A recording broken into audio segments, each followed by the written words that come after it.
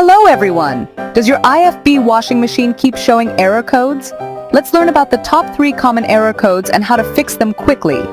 Error code E1. This means there's a water supply issue.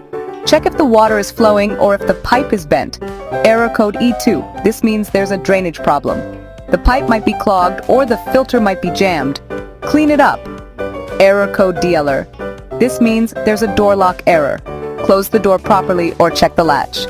And if the problem doesn't get fixed, call Uurban Service Company 901-934-9170. Visit urbanservicecompany.live. Uurban Service Company. Fast repair, trusted service.